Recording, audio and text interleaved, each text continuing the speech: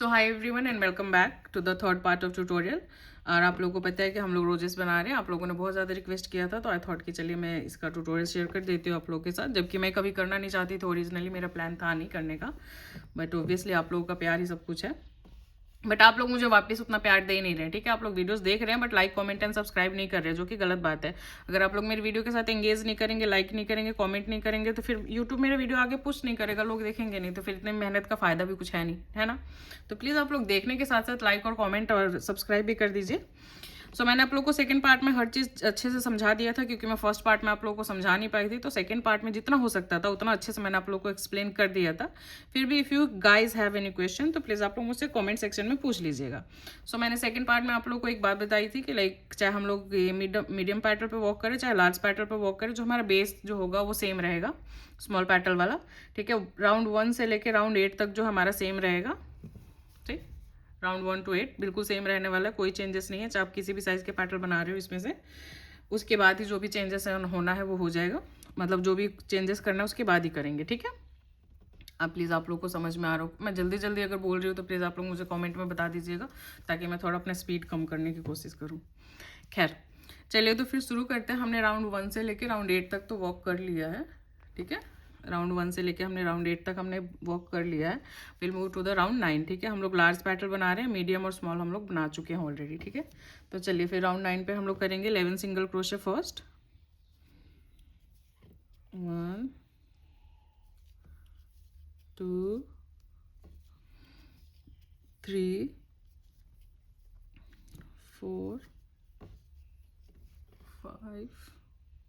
और देखो ऐसे हो रहा है ना, एक सेकेंड, लेट मी फिक्स। मेरा कहाँ जा रहा है, ठीक है ना। अब नहीं होगा इधर उधर, अब मैं भूल गई। 1 2 3 4 5, 5 किया था। 6 7 8 9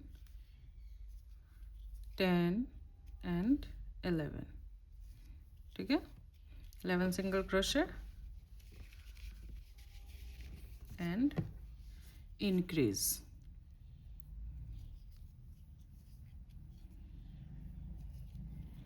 हमने प्रोडक्ट कौन सा यूज़ किया है, क्या क्या मंगाया है, उसके लिए मैंने आपके लिए शॉर्ट्स बना के ऑलरेडी डाल चुका दिया है। हाँ मतलब डाल चुकी हूँ, तो आप लोग वहाँ से आप लोग देख सकते हैं कि क्या क्या कौन सा चीज़ मैं यूज़ कर रही हूँ। लाइक कौन सा यान यूज़ कर रही हूँ, कौन सा ग्लू यूज़ कर रही हूँ, स्टीम वायर, जो भी है सब कुछ मैंने वहाँ पे बता दिया। तो आप लोग वहाँ से देख सकते हैं और अपना मंगा सकते हैं, ठीक है। तो हमने कर लिया है अब 11 सिंगल क्रोशे इंक्रीज, और इसके बाद जो हमें करना है वो है 6 सिंगल क्रोशे इंक्रीज, ठीक है। 1 2 3 4 5 6, ठीक है। अगर आप लोग को याद होगा तो हमें 3 टाइम करना है, 2 बार और करेंगे, 2 more time. 6 single crochet increase, 1 2 3 4 5 6, और ये इंक्रीज। मैं कितना भी कोशिश कर लूँ कि मैं थोड़ा सा ढीला रखूँ अपने स्टिचेस, पर एंड में मैं टाइट ही कर देती हूँ अपने स्टिचेस को।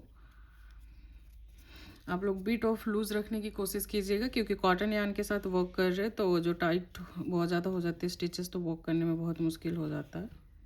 2 3 4 5 6,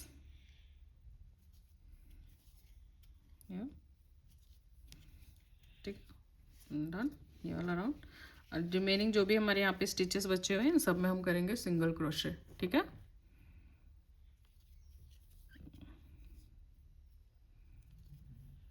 2 3 4 5 6 7 8 9 10। मेरे हाथ में बहुत ज़्यादा दर्द होने लग गया है, क्योंकि एक तो मुझे कॉटन यान से वॉक करने में बहुत प्रॉब्लम होता है। मैं शनील यान के साथ ही कंफर्टेबल रहती हूँ, बाकी अदर देन दैट कोई भी यान हो उसके साथ मैं कंफर्टेबल वॉक नहीं कर पाती हूँ कंफर्टेबली। तो हाथ में भी दर्द होने लग गया कुछ। मैं रात भर जगी रही हूँ because I was watching some series and I was like कि बस एक एपिसोड और फिर सो जाऊँगी, एक एपिसोड और फिर सो जाऊँगी।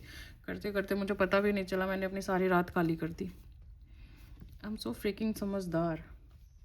चलिए नेक्स्ट राउंड की तरफ हम लोग मूव करते हैं and will move to the round 10। And round 10 जो है हमारा होगा 1 2 3 4 5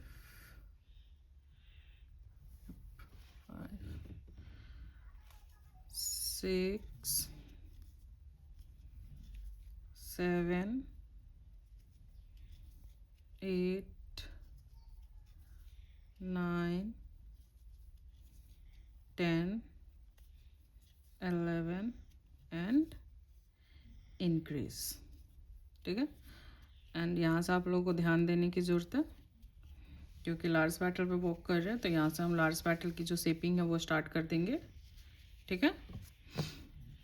and now will do 3 single crochet, 1 2 3 increase. ठीक है। 5 मोर टाइम हम लोग करेंगे 3 सिंगल क्रोशे इंक्रीज। ठीक है। टोटल ऑफ 6 टाइम है, एक बार हमने कर लिया है। 5 more time will do 3 single crochet increase. 1 2 3 and increase. ठीक है। 4 मोर टाइम, 2 बार हो चुका है। 1 2 3 increase. Okay.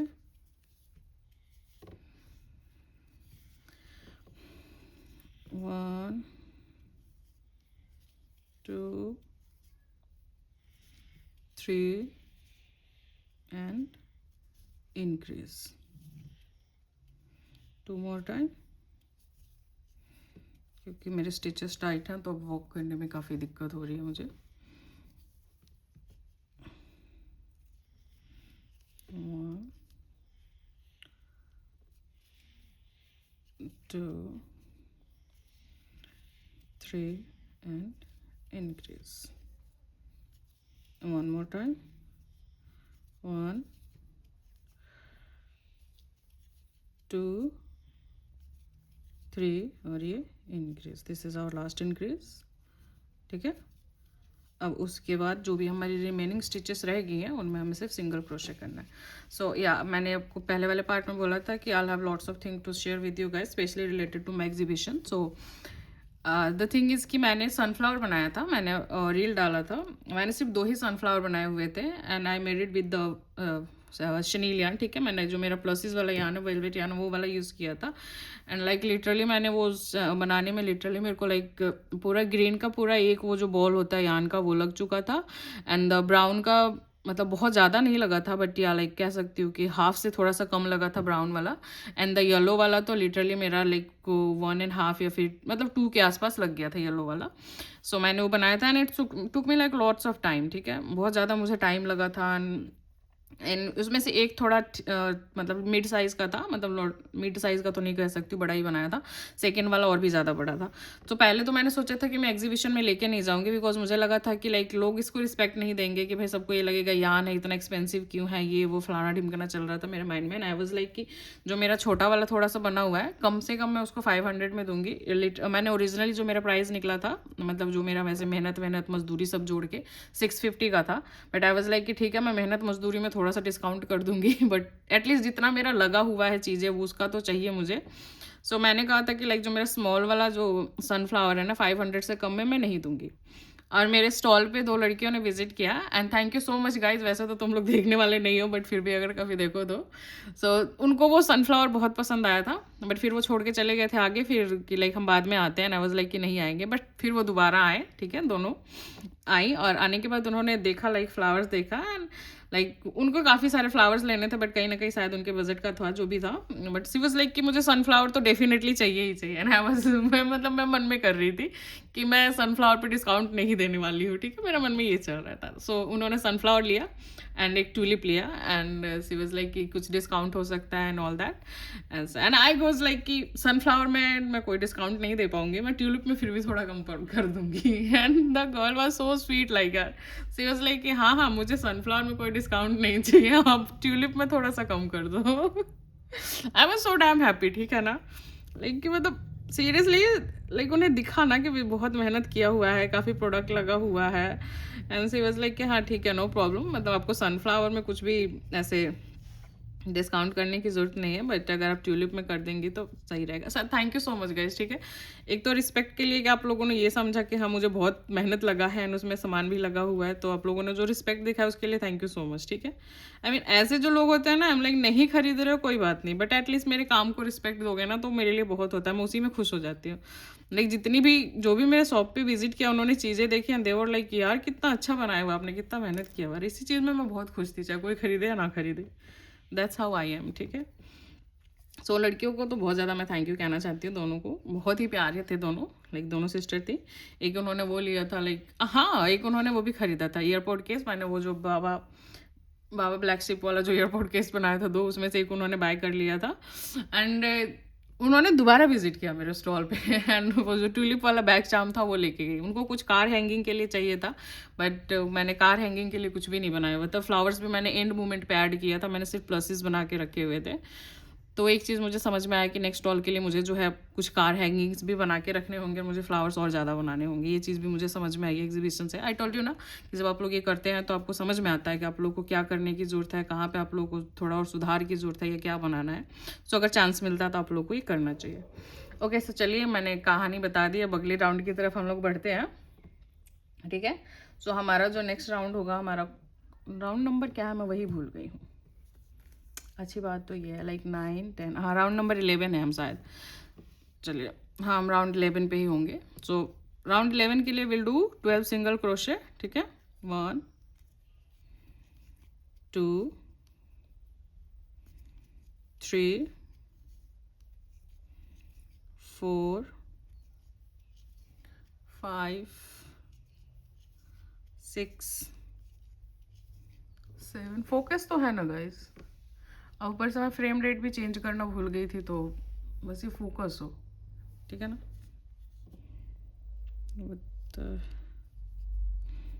कितने कर लिया मैंने, 1 2 3 4 5 6 7 8 9 10 11 एंड 12। तो this is our like final round है हमारा, और आप लोग को ध्यान देने की ज़रूरत है बिकॉज हम लोग लार्ज पैटल बना रहे हैं और यहाँ पे हम लोग जो शेपिंग है वो स्टार्ट करने वाले हैं। This is our last time कि जब हम इसको अच्छे से शेप कर पाएंगे। तो 12 सिंगल क्रोशे करने के बाद विल डू इंक्रीज, ठीक है, now will do 4 single crochet, 1 2 3 and 4, ठीक है, 4 सिंगल क्रोशे एंड देन जो हमारा 5th वाला है इसमें will do first single crochet, chain 2 and again single crochet in same stitch, ठीक है, and now will do 4 single crochet again, भी हो जाता 1 2 3 4 एंड इंक्रीज, ठीक है। इसी तरह से हमें 4 more टाइम हमें करना है. We'll do 4 more time. 1. Wow, मेरे डॉग्स को भी अभी याद आया कि इनको बोलना है. खैर 1 2 3 4. ठीक है. And 1 single crochet, 1 2 chain 2, 1 single crochet in same stitch. ठीक है. And then following with 4 single crochet increase. 1 2 3 4. यार ये डॉग्स रो रहे हैं, बैकग्राउंड में इनकी आवाज़ ना आए बस. सी, हे भगवान प्लीज चुप हो जाओ. फाइनली, ओह गॉड भगवान जी, डॉग्स भी मेरे मज़े ले रहे हैं. जैसे मैं वीडियो पॉज करती हूँ चुप हो जाते हैं, जैसे मैं वीडियो स्टार्ट करती हूँ रोना शुरू कर देते हैं. खैर, so now will do again 4 single crochet. Increase हमने यहाँ पे कर लिया था. 1 2 3 4. ओके.